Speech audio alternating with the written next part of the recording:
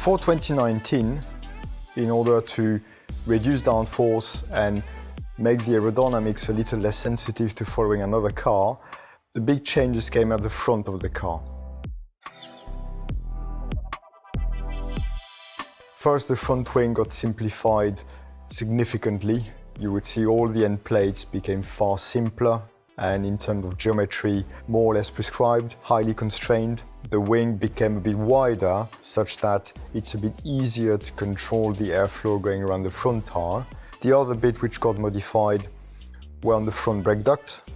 Essentially, in the previous years, teams had developed ways to blow airflow through the axle, which we call the blown hubs, and that was quite powerful to generate outwash, but again, was quite sensitive when you would follow someone. Then the barge board themselves got reduced in height. Alongside these changes at the front of the car, there was also a change at the rear of the car. The rear wing got to be higher, a bit wider. But the intention for that was literally for the drivers to be able to see what's happening behind them, which again affected their ability to race other cars. Because it's fair to say, if we have freedom in aerodynamics, we design the mirrors for aerodynamic performance, not necessarily for the driver to see.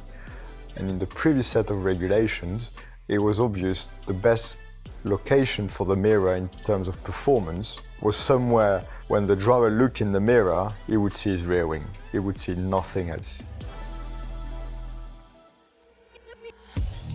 Also in 2019, there was another change on the tires where purely modified the thickness of the tread just to make the tire a little more resistant to overheating. Because in 2018, there were quite a few races which were fairly high energy. You would see tires blistering quite a lot.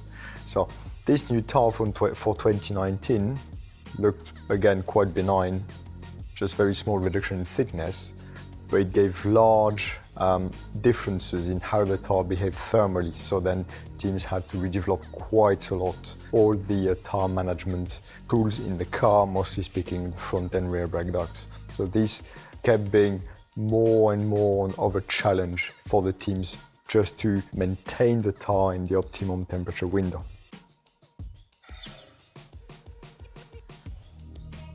In 2018, we had a set of regulations trying to back off the amount of downforce the cars were carrying through simplifying the aerodynamics.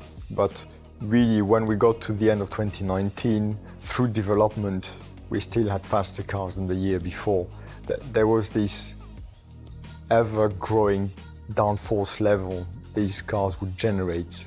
The more you would learn how best to extract performance, how to optimize all your devices, it seemed like the potential was always greater and greater the more you learned. So for 2020, nothing really changed. The cars remained very much consistent, the regulations remained consistent because there was the big change of regulations planned for 2021 with the new ground effect cars or the research being done upstream. It was mostly about turning the wheel of development as fast as you could, getting more extreme with the designs, more extreme with some details. And in 2020, we saw the fastest cars these regulations would bring. Then, with the COVID coming among us, the new regulations got delayed by 1 year. By delaying the regulations by 1 more year, we had to find a way such that the teams would not have to redesign a complete new car. The downforce would genuinely be reduced to make sure the tires remain in the normal operating window.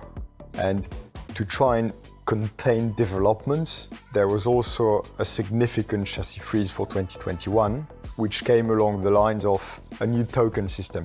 For a few areas of the cars, got assigned a sort of token price, and each team would have 2 tokens to spend. As a team, you had to decide on which end of the car you would spend your 2 tokens. the front or the back, being fully aware the other end would be identical to 2020. And then in parallel came the final definition of what the aerodynamic regulation would change. And it came as a significant simplification of the floor edge. The floor ahead of the rear tires became a bit narrower, and all the complex flow management features like fences and gills which we had developed, all this had to go away. In itself, the change of floor width ahead of the rear tires looked fairly benign, but when you look at what it did to the aerodynamics of the car, it was very significant. We had spent years developing all the details ahead of the tire to manage the airflow around the rear tires and make sure the diffuser is in the best possible conditions to perform. With the floor trim, we also had a small reduction on a span of the winglets attached to the rear brake duct. This had a fair effect in itself, but not as dramatic as the floor trim.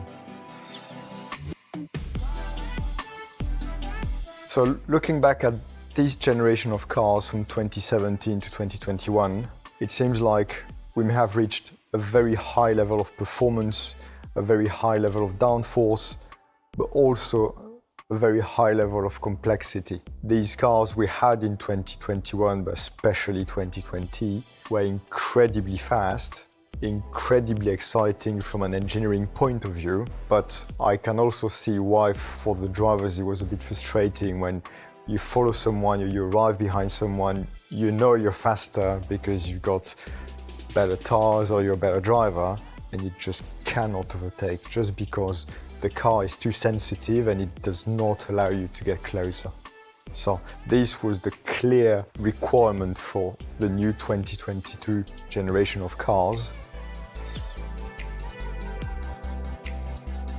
Making the cars a bit simpler, a bit more compliant from the driver's perspective, to be able to race closer, to not suffer from so much aerodynamic loss behind another car, was the clear intention for 2022. I think the concept is proving very different aerodynamically.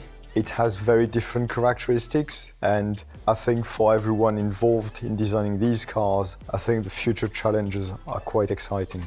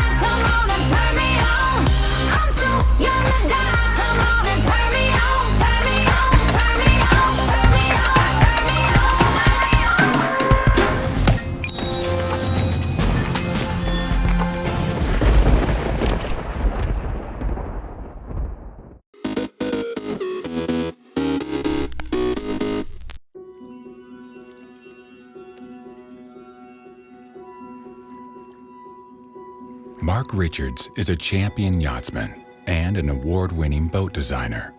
In 2014, he took on a new challenge. He came on board to modernize and relaunch one of the world's most iconic brands, Grand Banks Yachts. His first model, the exquisite GB60, proved to be both an evolution and a revolution. While maintaining the elegant lines and opulent interiors that define the Grand Banks style, Mark and his team rebuilt this classic cruiser from the inside out. The GB60 and the GB54, which soon followed, have been designed and constructed using a radical new technology, V-Warp. This is truly a game changer. V-Warp combines a flared semi-displacement hull, rigid construction techniques, and superior materials to reduce weight and lower the center of gravity. The result is class-leading speed, stability, and fuel economy. Unsurprisingly, response from owners and the boating industry alike have been overwhelmingly enthusiastic. So much so that Mark is now applying this design philosophy to a new 85-foot flagship. The JB85 is 3 times the volume of the 60, and while her elongated hull may have crept into the super yacht category, this yacht belongs in a class of her own.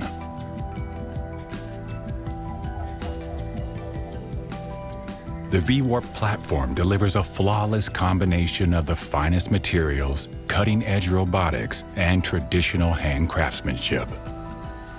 Vacuum infusion of premium-grade fabrics and a fully infused carbon fiber deck and superstructure has allowed Mark to create expansive interiors, which don't require the structural support that might compromise the spaciousness of the design. Hull number 1 has 3 massive staterooms and separate crew quarters, with 2 cabins that can be used for additional guests or children, and the 22-foot 2-inch beam has allowed us to build in some remarkable bespoke features. Flexibility of design is not confined to the interiors. The 85 is available in both enclosed sky lounge and open flybridge configurations, and depending on how and where they intend to use the boat, owners can choose between a traditional shaft drive or pods.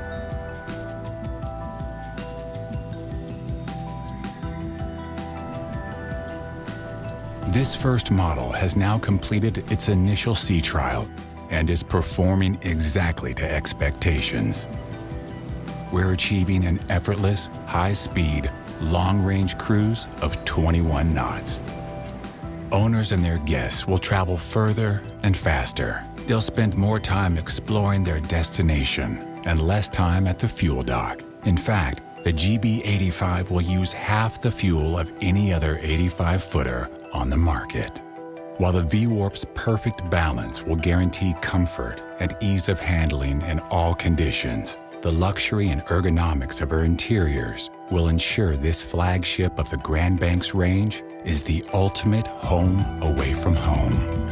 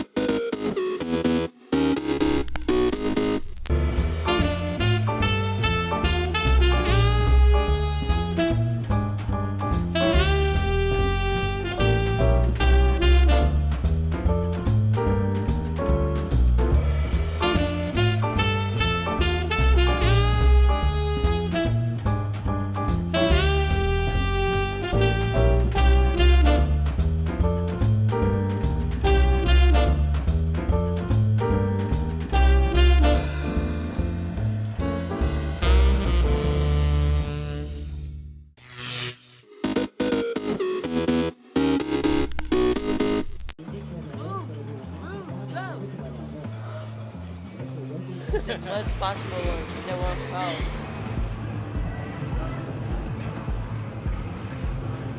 I never thought skating SLS qualifier wouldn't make me skate the whole season SLS because I didn't make the top 3, but I still getting wild cards and be able to skate all the stops.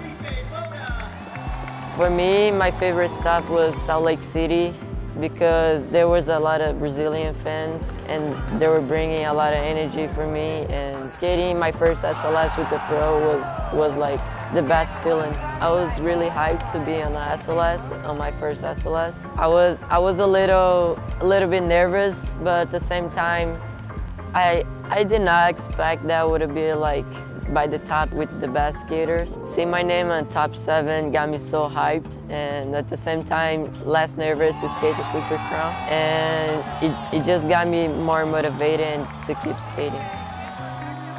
What I like to do when I'm not skating is like hang out with my friends and watching movies, watching shows, or playing games. I play on my phone. Me and my brother play pool on the phone. So we both stay for like hours playing with each other, like laughing. I miss him a lot, so it makes me happier to like talking to him. I learned this year at SLS that is more than just skating. It's about to meet new people, talk to the fans, and seeing people like my age or older than me like asking for autograph. It just makes me remember like when I was just getting started and then watching P-Rod or Luan, and when I first met him it was just like so hyped, and I seen like those kids like really hyped to like see me and getting autograph. It's just like it just makes me happy. I'm super excited for the next SLS. Now I'm focusing on my part, but after it gets done, I'm gonna keep practicing and learn new tricks and maybe bring something new.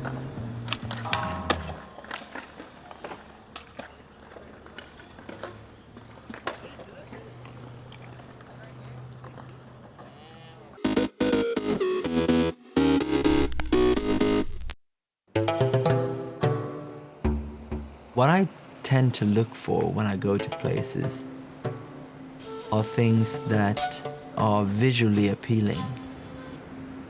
When you walk down the sand dunes here in St. Lucia, just thinking of the old shipwrecks or the explorers, the first thing they saw was these long beaches and impenetrable forest. They still look exactly the same. I can't imagine there are many places in the world where you can see tons of things in one day. I want to pinch my arm and say, this can't be true. I'm in the middle of this. I think the uniqueness is that it's diverse. You could peel off layer after layer and you'll find more and more things.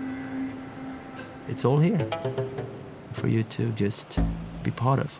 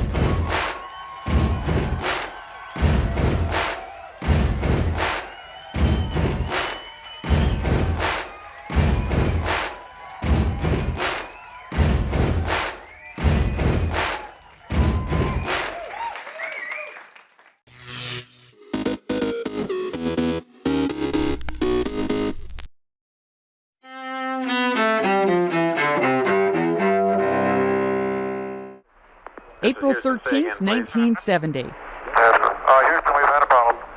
We've had a main bus undervolt. A Apollo 13 is crippled on its way to the moon when a tank containing liquid oxygen bursts in its command module. The 3 astronauts on board are forced to return to Earth, relying on their lunar module as a lifeboat in space. 1743. Thomas Jefferson, author of the Declaration of Independence and America's 3rd president, is born in the Virginia colony. 1986. In Rome, Pope John Paul II becomes the first pontiff to officially visit a synagogue. It's one of John Paul's most visible moves to improve the Catholic Church's relationship with Jews. 1964. Sidney Poitier is the first black performer in a leading role to win an Oscar for his role in Lilies of the Field. And 1997. It's something that I've always dreamt of. I think any golfer who's a kid has always dreamt of playing the Masters and winning it, and I was able to do that. 21-year-old Tiger Woods becomes the youngest player to win the Masters tournament. Woods is also the first person of either African American or Asian heritage to win the Masters. Today in history, April 13th. Sandy Kozel, The Associated Press.